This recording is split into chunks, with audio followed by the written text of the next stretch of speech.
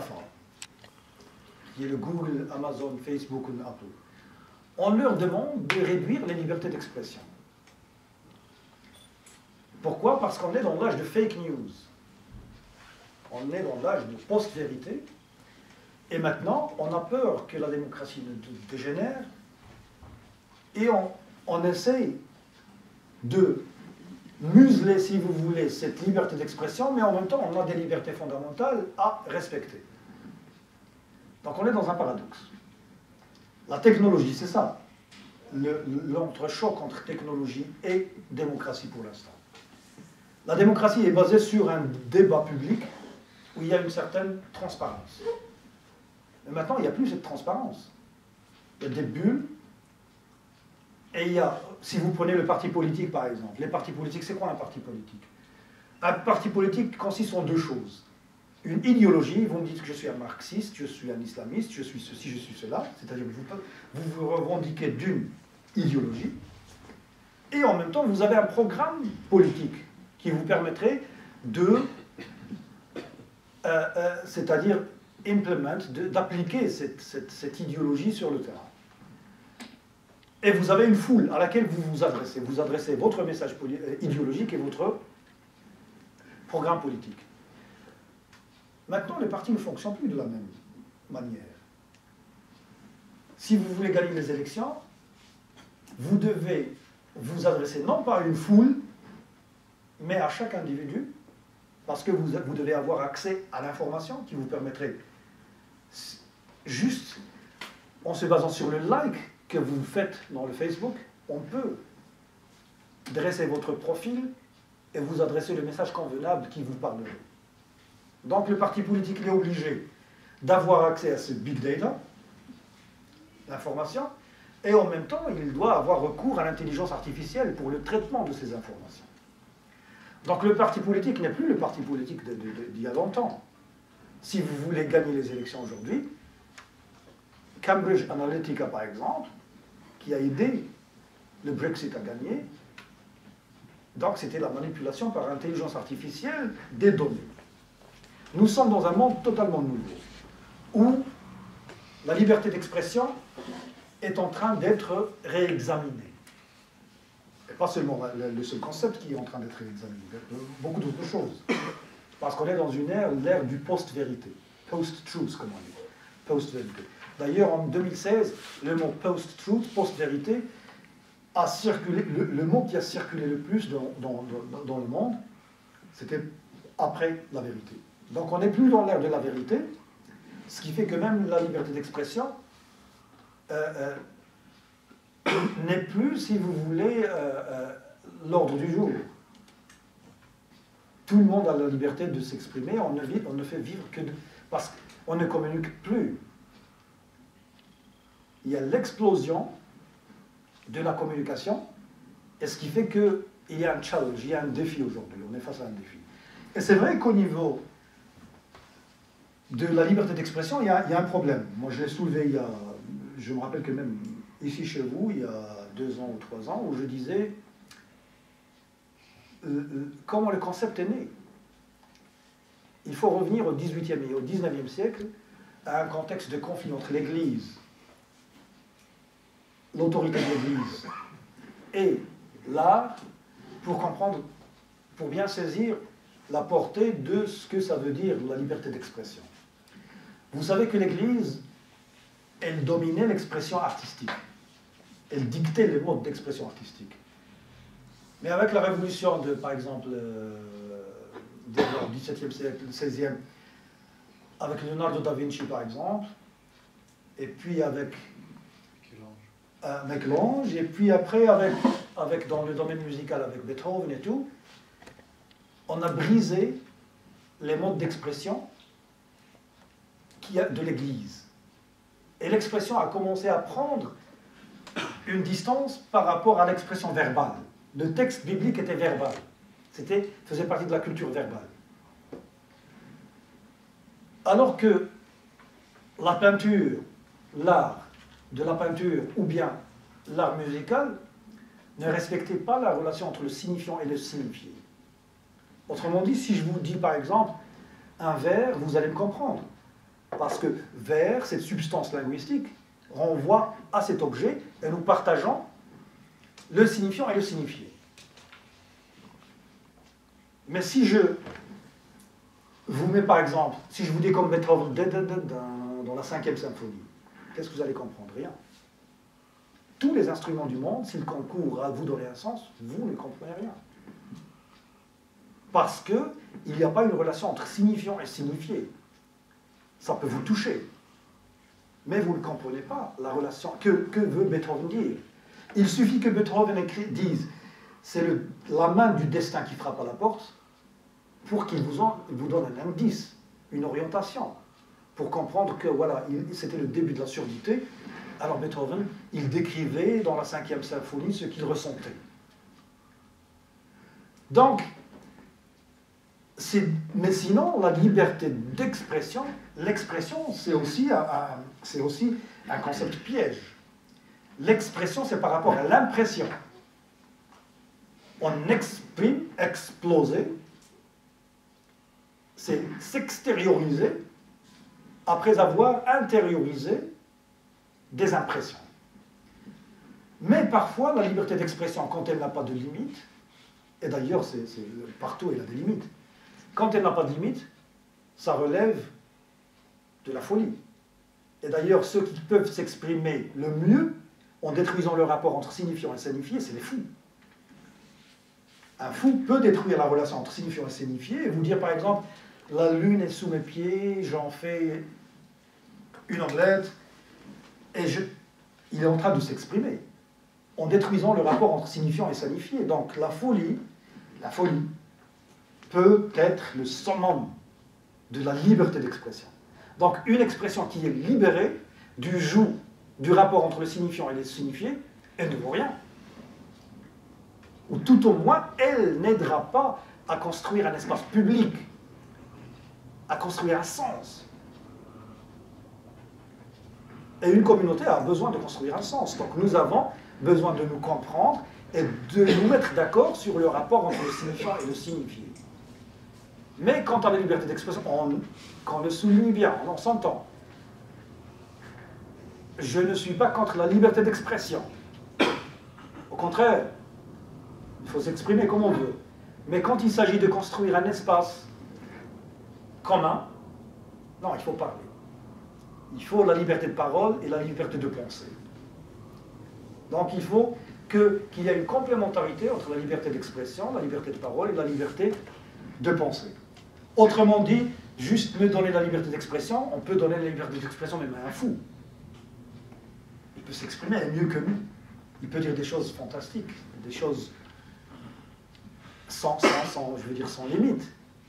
Il est totalement libéré du joug du langage. Donc, qu'on s'entend, il faut une expression mesurée, comme disait Mejdoub, Zid trojin zitona ou fahmi fem l'rettir, il n'a pas klimt kmouzona, il est à fond. Mejdoub disait Zid trojin zitona ou fahmi fem l'rettir, il n'a pas klimt kmouzona, il est à fond.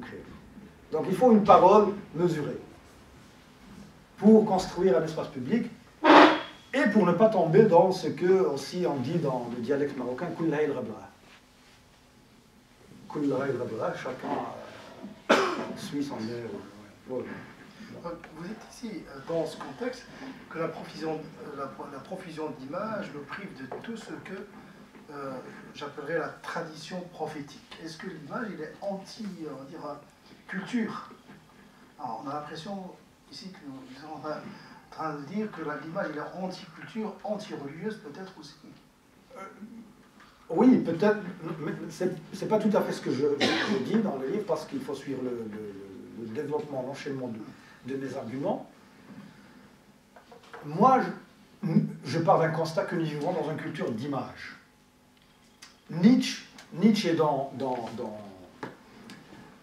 Das Buch Zarathustra, Also sprach Zarathustra, ainsi parlait Zarathustra, Hakada takallama Zaradusht. Zaradusht, après avoir effectué un temps de méditation et de contemplation sur la montagne, il est redescendu, il était dans l'espace public, il a vu des êtres, disons, des êtres pas normaux. Il a vu quelqu'un qui avait un oreille tellement long qu'il se cachait derrière son oreille. Et il a vu un être qui était totalement défiguré, qui avait des yeux tellement jahidatayn, camus, qu'il cachait sa personne. Il se cachait derrière son œil, et l'autre qui se cachait derrière son oreille. C'est-à-dire c'est le génie de la diversité, de la modernité, ce génie qui est amputé de certaines dimensions, qui a, comme il le formule lui, ainsi par les Zarathustra, qui a tout misé sur un sens aux dépens des autres sens, qui a tout d'une chose et rien des autres choses. Donc nous, on est réduit à des êtres qui ne font que regarder. On est dans la culture de browsing, de surfer. Regarde ce que nos enfants font aujourd'hui. Nos enfants, ils nous donnent la preuve. Ils ne font que browsing, c'est-à-dire surfer, c'est qu'ils sont collés à l'image. Ils cherchent l'immédiateté, que l'image. Cette culture, si vous voulez, nous empêche de réfléchir, de mener certaines réflexions à bon terme. Donc on a besoin de la culture du mot, comme disait McLuhan par exemple. McLuhan, le célèbre qui a travaillé sur les moyens d'expression, disait que, par exemple, le mot nous aide à hériter d'un certain calme. Quand on lit le mot, le verbe, on adopte une attitude de calme, de réflexion. Alors que l'image, déjà l'image, les enfants qui grandissent avec les dessins animés par exemple, ils sont hectiques. Ils ne cessent de bouger. Pourquoi? Parce que l'image, parfois, vous transmet un certain restlessness, manque de quiétude et manque... Vous êtes dans le mouvement. Alors que le mot, il vous invite à la réflexion. Donc moi, je dis qu'il y a complémentarité. Le mot vous invite. L'image, comme disait un chercheur allemand dont j'ai oublié le nom, il est cité quelque part,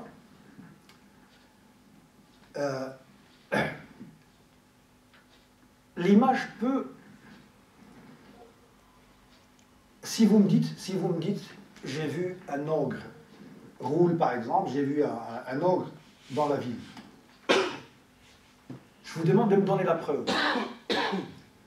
Si vous avez pris une photo, vous me dites voilà la preuve. L'image peut être une preuve, mais l'image ne peut pas prouver l'absence de l'objet. Vous n'allez pas me chercher une image pour me dire, pour prouver l'absence de la chose. Le mot, il peut faire les deux. C'est pourquoi je l'ai fait à partir le rapport entre Moïse, Moussa alayhi salam, ou Pharaon.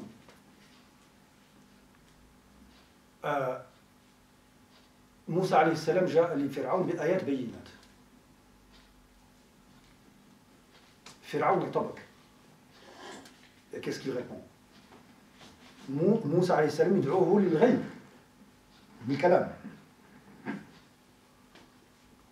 ولكن فرعون il disait أليس لي ملك مصر وهذه الأنهار تجري من تحتي أفلا تبصرون. Il lui a pas dit أفلا تسمعون. Quand vous invitez quelqu'un à regarder, c'est-à-dire vous confinez l'image, vous voulez prouver, vous voulez confiner sa conception. Moïse, il parlait de ghaib, et il utilisait le verbe, alors que Pharaon, il voulait réduire l'attention des gens à ce qu'on peut voir. Il n'a pas dit parce que c'est Moïse qui voulait que les gens entendent. Parce que le moyen d'appeler les gens à contempler le ghaib, c'était le verbe. Vous n'allez pas me dire, vous ne regardez pas le ghaib? Le ghaib, on ne le regarde pas. Le ghaib, il est véhiculé par le verbe. D'où la tradition prophétique, les prophètes ne vous montrent pas une image, mais le prophète toujours vous adresse la parole, vous adresse une parole, du verbe et des mots pour véhiculer le sens de ce qu'on ne voit pas. Alors que nous vivons dans une dictature de l'image aujourd'hui, l'image est manipulée, est utilisée pour vraiment nous inciter, pour réduire notre si vous voulez, conscience dans cette existence. On nous confine à une manière de voir les choses pour nous inciter à un comportement de consumérisme et ainsi de suite. Donc, mais, bien sûr, là, on n'est pas contre l'image. Il y a complémentarité. Il faut toujours penser en termes de complémentarité. Tadakhul. Ibn Taymiyyah, il y a eu un débat extraordinaire entre Sam' ou Nadar. Sam' ou Nadar. Sam' ashrafu min Nadar, walakin Nadar awsa'. Nadar ashrafu min Sam' wa Sam' awsa' min Nadar. Il y a tout un débat, même dans la tradition islamique, entre Nadar ou Sam' et tout. Et ça remonte à Platon et Aristote, par exemple. Si vous prenez, j'ai écrit un article sur le selfie, par exemple. Si vous prenez Raphaël dans l'école d'Athènes, The School of Athens, l'école d'Athènes où il y a Platon qui indique le ciel comme ça et Aristote qui fait comme ça. Platon voulait dire que la vérité, elle est ailleurs. Et ce qui est ailleurs, ce qui n'est pas vu, on ne peut le véhiculer que par le mot, par exemple. On en parle. Mais Aristote, il est réaliste. Le réalisme consiste à voir les choses. C'est ce qu'on a devant ses yeux. Donc il y a ce conflit dans la tradition, si vous voulez, occidentale, européenne, conflit entre deux sens, l'ouïe et le regard. Et nous, on ne veut pas de conflit, bien sûr. Il s'agit de l'homme complet, l'insan al-kamil, comme disait Nietzsche, Zarathustra, qui voulait, en descendant de la montagne, il disait, voilà, il faut donner la complémentarité à cet homme, bien sûr, loin de toutes les connotations, toutes les interprétations extrémistes, nazies et tout, qu'on en a pu faire. Mais c'est l'insan al-kamil qui est dans la tradition islamique, qui utilise shu'ur. L'afdat shu'ur dans le Coran, afala yash'urun. Shu'ur, c'est-à-dire, tous les sens, ils sont éveillés.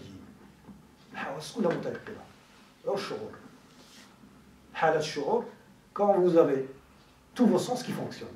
Mais nous, on a l'impression que maintenant, ce qui fonctionne le plus, c'est le regard. On est des animaux qui ne font que regarder. Et alors, quand on regarde, on est enchaîné à l'immédiateté. On a peur de perdre quelque chose.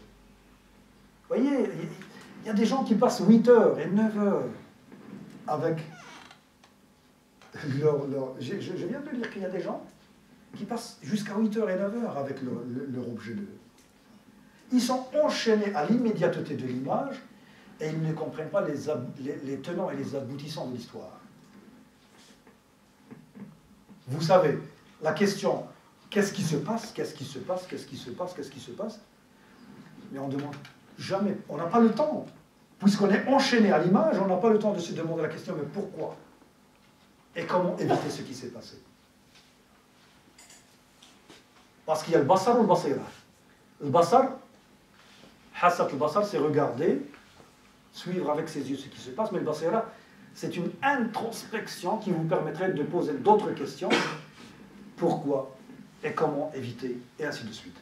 Donc là, il y a un problème, il faudrait que les sagesses du monde, et les musulmans, il faudrait qu'ils s'y mettent au travail, pour rappeler certaines dimensions cachées, dimensions perdues de notre existence dans cette civilisation qui essaie de nous réduire à des êtres qui ne font que justement,